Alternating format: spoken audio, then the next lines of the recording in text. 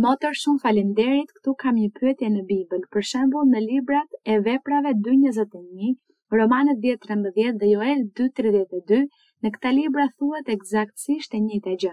Po, çfarë thuhet? Thuhet kushdo që do të thrasë emrin e Zotit do të shpëtohet.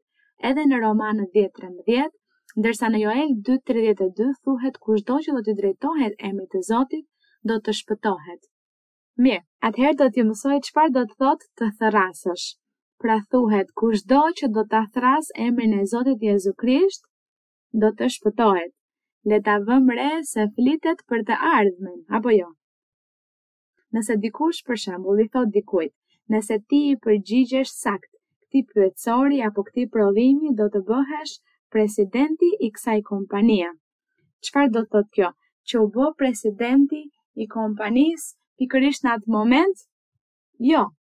Kjo është pak e vështirë, apo jo? Sepse ndoshta duhet t'ju përgjigjet disa pyetjeve që janë shumë të vështira dhe ndoshta nuk di të përgjigjet dhe personi tjetër i thot, por nëse ti do t'i përgjigjesh sakt, në mënyrë perfekte këtyre pyetjeve do të jesh presidenti i kompanisë.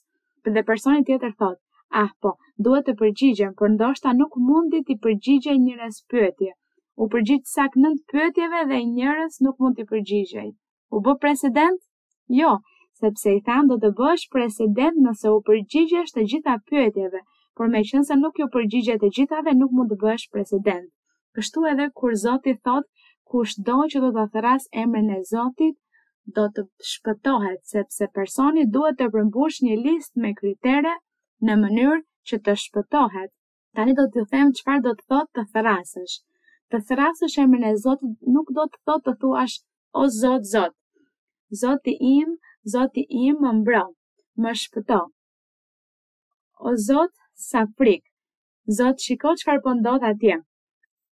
Njerëzit mendojnë se kjo është të thrasësh emrin e Zotit, por kjo nuk është të thrasësh emrin e Zotit. Të thrasësh emrin e Zotit do të thotë që unë besoj. Kur Zoti më foli mua për herë të parë në profeci, Zoti erdhi dhe më preku zemrën. Unë besova, fillova të besoj dhe thash po. Besoj, Perëndia ekziston dhe ai është këtu në këtë vend. Ndaj do të vazhdoj të eci përpara, do të lexoj Biblën. Aty fillon procesi i besimit tim, apo fillimi i rrugtimit tim në rrugën e Perëndisë. Dhe kjo quhet të thrasësh emrin e Zotit.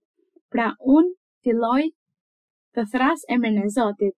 Kjo do të thotë që unë filloj të besoj te Zoti, të kem besim te Zoti, të kem shpresë te Zoti, të mësoj doktrinën, mësimet e tij.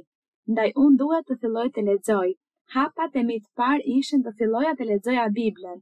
Dhe unë lexoja Biblën dhe thash, duhet të vazhdoj të lexoj vazhdimisht derisa të gjej të vërtetën, përgjigjen e çdo pyetje që kam. Derisa për shembull të gjej në Bibël ku thuhet, ku shkruhet që unë nuk duhet të adhuroj figura, shenjtoret, piktura dhe asgjë nga këto. Unë duhet ta gjej këtë në Bibël. Ndaj unë lexoja vazhdimisht derisa të gjeja përgjigjen. Pas kësaj unë duhet të dija se përse isha gabim në rrugën e besimit tradicional.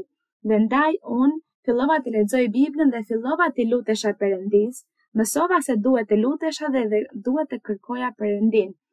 Dhe unë fillova të bëja këtë, të kisha besim te ai, të besoja në premtimet e tij, të prisja përmbushjen e premtimeve, ndaj unë fillova të thërrisja emrin e Zotit dhe fillova të mësoj urdhërimet e Zotit, mos bëj këtë, mos bëj atë, mos mbaj mëri, mos ki krenari, mos i mendje madhe, mos u bëj keq njerëzve, mos i gënje, të jem e përgjegjshme, e organizuar, fisnike, të mos vjedhësh të tjerët.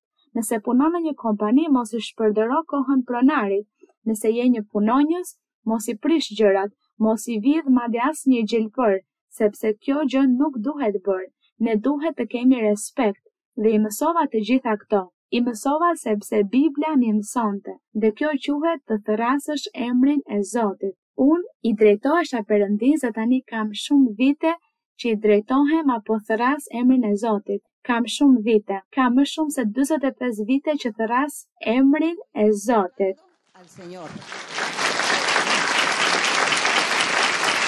Thras emrin e Zotit.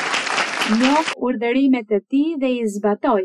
Kjo quhet të thrasësh emrin e Zotit. Fillimisht hapi I parë ishte fakti që unë besova se Jezu Krishti është Zot, është biri I Perëndisë, që është mbret dhe që është ai që Perëndia dërgoi këtu në tokë që të jetë ndërmjetësi ynë, avokati ynë para Atit. Ky është hapi I parë. Besova në Zot dhe kjo quhet të thërrasësh emrin e Zotit, sepse ai është I vetmi. Ndaj unë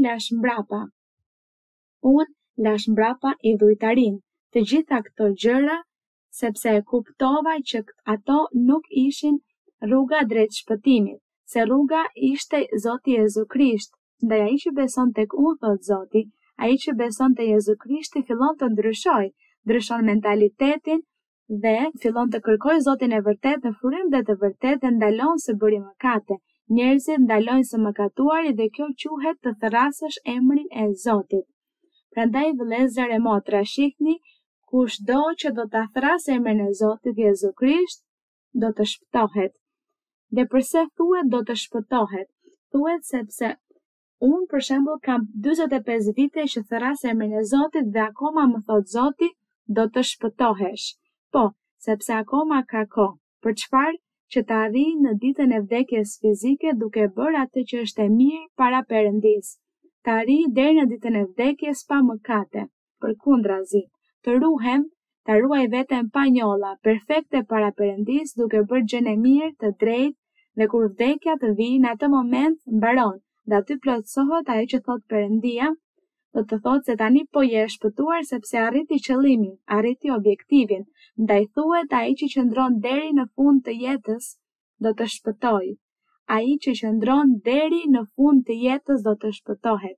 Por e gjithë jeta që keni jetuar në rrugën e Zotit quhet të thërrasësh emrin e Zotit. Kjo quhet të thërrasësh emrin e Zotit, siç mund ta shihni, nuk është ajo që njerëzit mendojnë, që në një moment të papritur ju thatë o Zot, Zot. Ose nëse ndodh një aksident, o Zot, Zot më mbro. Jo, kjo nuk është të thërrasësh emrin e Zotit. Të besosh në Zot, të bësh vullnetin e Tij, të mos bësh mëkate dhe të shkosh deri në fund të jetës, duke bërë atë që është e mirë në sy të Zotit. Kjo quhet të thërrasësh emrin e Zotit. Dhe atëherë ne do mund të themi se personi është I shpëtuar. Tani e keni të qartë vëllezër dhe motra, sa pyetje e bukur kjo që më bët. Më pëlqeu shumë pyetja. Ju e kishit parë ndonjëherë në këtë këndvështrim? Jo, nuk e kishit parë ndonjëherë nga ky këndvështrim. Prandaj edhe njerëzit kanë me raste shumë kisha të ndryshme dhe besime të ndryshme për shkak se njerëzve ju pëlqejnë gjërat e lehta pa shumë punë. Apo nëse Bibla thot thirr emrin e Zotit, atëherë unë jetoj duke bërë mëkate, duke shijuar kënaqësitë, duke shijuar jetën, duke shijuar duke bërë çdo gjë që dua duke mëkatuar dhe kur jem afër vdekjes them, o Zot, Zot, më fal dhe kaq. Sepse kështu e ka kuptuar që të thërrasësh emrin e Zotit për të qenë I shpëtuar në një moment të caktuar, por jo. Zoti nuk do ta falë dhe madje as nuk do ta dëgjojë, sepse nuk jetoi jetën që duhet të jetonte para Perëndisë. Kjo quhet të thërrasësh emrin e Zotit. Mirë vëlla, shumë mirë. Ta thërrasësh me zemër, mësuam shumë gjëra sot. Në librin e Mateut 7:21 thuhet, jo çdo njeri që më thot, Zot, Zot, do të hyjë në mbretërinë e qiejve. Ashtu është. Jo çdo njeri që thot Zot, Zot, sepse aty është një shembull që Zoti Jezu Krisht dha, një ilustrim, ose më duket se është në librin e Jakobit, ku Perëndia thot, ju si mendoni? Se duke thënë, o Zot, Zot, kjo është e mjaftueshme dhe do të keni jetën e përjetshme? Jo, djajt dhe demonët gjithashtu besojnë dhe dridhen para Perëndisë. Demonët apo djajt besojnë te Perëndia, ata besojnë te Zoti Jezu Krisht dhe dridhen para Tij, por ata nuk u penduan, por vazhdojnë jetojnë duke bërë ligësi ndaj Perëndia thot, kjo nuk të bën të shpëtuar, por që në shpëtuar duhet të lëmë njanë mëkatet. Duhet të jetojmë një jetë të shenjtë, të drejtë, të mos jemi idhujtar, përkundrazi, të besojmë vetëm te Perëndia ynë në frymë dhe të vërtetë.